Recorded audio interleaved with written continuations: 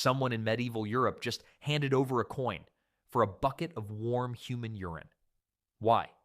What could possibly make that worth paying for? Not once, but again and again. This wasn't a prank. It was part of a system.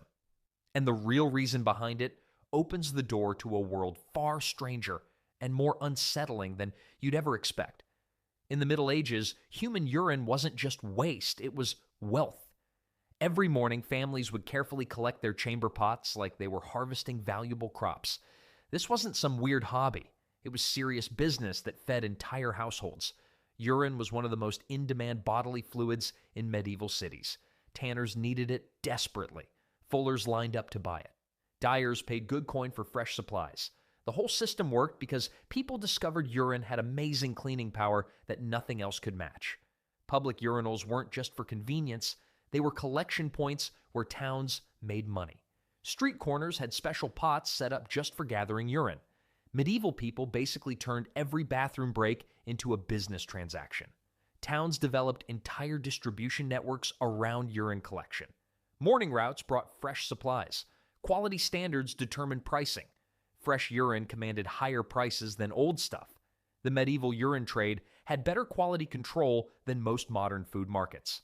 The strangest part? This system worked for centuries without anyone thinking it was weird. Generation after generation treated urine as a valuable resource that kept entire industries running. Even during wars and famines, the urine trade continued because crafters needed it to survive. The real mystery is what made this yellow liquid so incredibly valuable to medieval craftsmen. Human urine became the ultimate medieval cleaning solution because it contained natural ammonia that broke down grease and oils better than anything else available. This made it essential for fulling wool, turning rough, scratchy cloth into smooth, wearable fabric that people actually wanted to wear. Tanneries couldn't survive without steady urine supplies. They used it to loosen hair and fat on animal hides before turning them into leather. Medieval leather workers had the one job where asking for bathroom donations was actually professional. Cloth dyers relied on urine to set and brighten colors in expensive fabrics. Without it, those beautiful dyes would fade after the first rain. Public laundry soaked stained clothing in urine to bleach fabric back to pristine condition. Medieval cleaning ladies had access to the strongest stain remover on the planet, and it was completely renewable. Blacksmiths and metal workers used urine to clean metal and remove rust. Sword makers, armor smiths, and tool crafters all kept urine supplies in their workshops because clean metal meant better final products. The ammonia helped prepare surfaces for detailed engravings and prevented corrosion during long crafting processes that could take weeks to complete. The economics were simple but crucial. Buying urine costs less than losing business days. Running out meant stopping production completely. Running out of urine was like a medieval factory shut down. Everything stopped until the supply trucks arrived. Workshop owners often maintained contracts with multiple suppliers to prevent devastating shortages that could ruin their businesses and reputation. Small-scale urban economies depended entirely on this trade. Families earned extra income from something they produced naturally. Workshop owners kept their businesses running smoothly. The whole system created jobs and kept money flowing through medieval communities. Towns with thriving craft industries became known for their reliable urine markets. But people found even stranger uses for urine than just cleaning and crafting. Medieval doctors prescribed human urine as medicine for everything from sore throats to infected wounds. This wasn't fringe practice. Mainstream healers genuinely believed urine could cure dozens of different ailments and illnesses that plagued medieval society. They thought drinking warm urine helped balance bodily fluids called humors. Too much cold humor making you sick? Drink some hot urine to warm things up. Medieval doctors had patients drinking their own medicine in the most literal way possible. Boiled urine became the go-to treatment for multiple conditions. Doctors used it as wound wash, eye rinse, and ear drops. People applied urine directly to rashes and ulcers to disinfect them. The ammonia actually did help kill some bacteria, though medieval people had no idea why. They just knew infected wounds often healed faster with urine treatment than without any treatment at all. Some mothers gave their sick children urine when no herbs were available. Travelers sometimes drank their own urine in survival situations when water ran out. Medieval emergency medicine meant hoping your bladder was full when disaster struck. The quality of urine mattered enormously. Doctors considered urine from healthy young people most effective. Sick people's urine was considered contaminated. Medieval medicine had age restrictions on its most popular treatment: no elderly pee for serious conditions. Pregnant women's urine was thought especially powerful for certain female ailments, while children's urine was considered too weak for adult diseases. Medieval medical texts included detailed instructions for urine preparation with proper heating temperatures and mixing ratios. Doctors carried special containers and measuring tools just for urine-based treatments. Some physicians even developed signature urine recipes that patients specifically requested by name. However, doctors didn't just prescribe urine as medicine. They also used it as their primary way to figure out what was wrong with patients. Medieval doctors examined urine the way modern wine experts study expensive bottles. They looked at the color carefully. They smelled it deeply. Some even tasted it to make diagnoses with confidence and precision. The whole process used a special tool called a matula, a fancy glass flask designed specifically for urine inspection. Doctors carried these during house calls like modern doctors carry stethoscopes. Medieval doctors were the only professionals who got paid to be urine connoisseurs. Uroscopy charts linked specific urine colors to particular illnesses. 20 different shades of yellow meant 20 different health conditions. Pale urine indicates weakness. Red urine suggested fever. The smell told doctors even more than color. These charts became so detailed that medical students spent months just memorizing color variations and their meanings. Sweet-smelling urine indicates diabetes. Strong ammonia scents meant one thing. Fruity odors meant something completely different. Medieval diagnostic medicine required a stronger stomach than most modern medical specialties. Taste was the final test. Doctors would actually sip patients' urine to confirm diagnoses.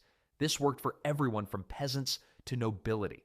Even kings had to submit to the royal pee test, no exceptions for royalty when it came to medical diagnosis.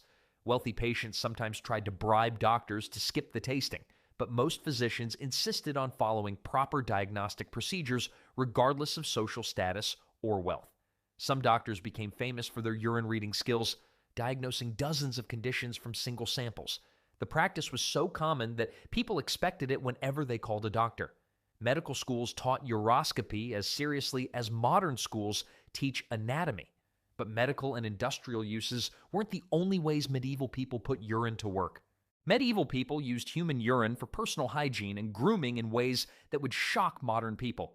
They rubbed it on their teeth to whiten them and treat gum infections. Medieval dental care meant your morning routine started and ended in the same place: the chamber pot. Aged urine became a popular hair treatment. Women used it to bleach their hair lighter or remove lice infestations. The ammonia killed insects and stripped away oils that attracted parasites.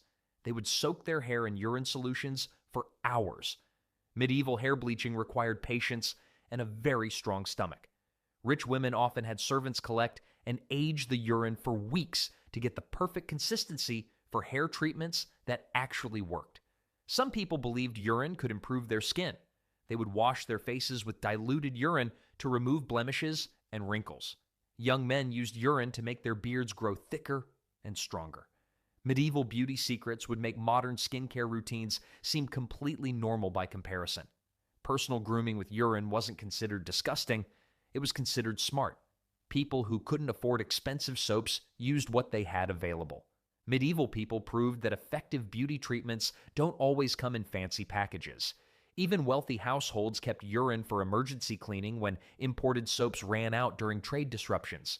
Some medieval people took urine use to an entirely different level that combined hygiene with something much more spiritual. Some medieval people believed the urine of saints, virgins, and holy men had special healing powers beyond regular human pee.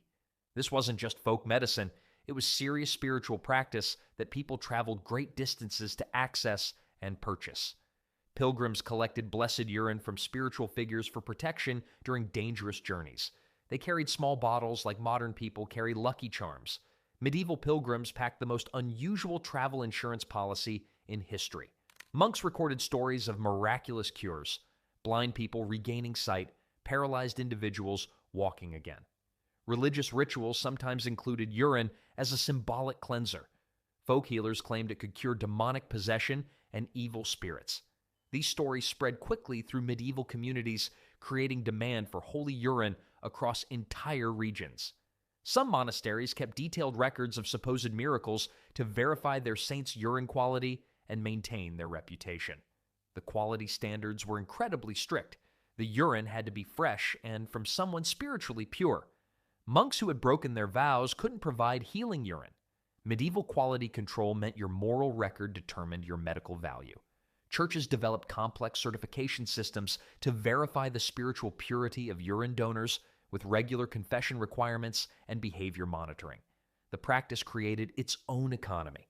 Holy people charged premium prices for their urine. Pilgrimage sites sold blessed urine as religious souvenirs. Some monasteries funded themselves partly through urine sales. Medieval monasteries discovered that holy living could be surprisingly profitable. The most famous saints could command prices 10 times higher than regular medical urine, creating intense competition among religious communities for the most spiritually pure donors. Spiritual urine represented hope, healing, and divine intervention in an uncertain world. It connected bodily functions to spiritual salvation. And that's how medieval people turned something everyone produces into liquid gold, medicine, cleaning supplies, and holy water all at once. Sometimes the most ordinary things become extraordinary when desperation meets determination. Medieval society proved that survival creates the strangest solutions humans can imagine.